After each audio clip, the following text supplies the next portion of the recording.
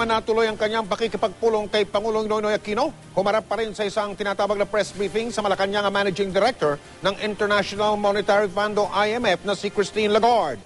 Pinuri niya ang anyay maayos na pamamalakad ng ating ekonomiya.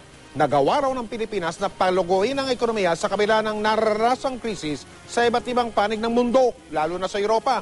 Ngayong taong araw ito ay tanging ang Pilipinas lang ang nakatanggap na magandang tinatawag na growth forecast mula sa IMF. Matapos ang kanyang pagbisita sa palasyo, inaasahang makikipagpulong sa mga lider ng pagdinegosyo dito sa Pilipinas, yang si Lagarde na yan.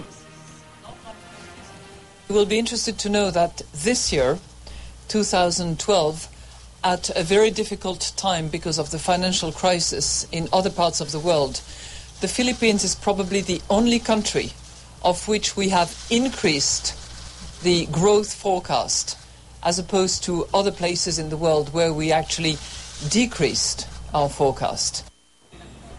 Pero hindi pinalampas niya mga napapanood niya na nakabihis zombie ng mga demonstrador ang pagbisita ni Lagarde. Binatikos nila ang anila hindi epektibong patakaran ng IMF sa paglutas sa mga problemang pang-ekonomiya ng iba't ibang bansa.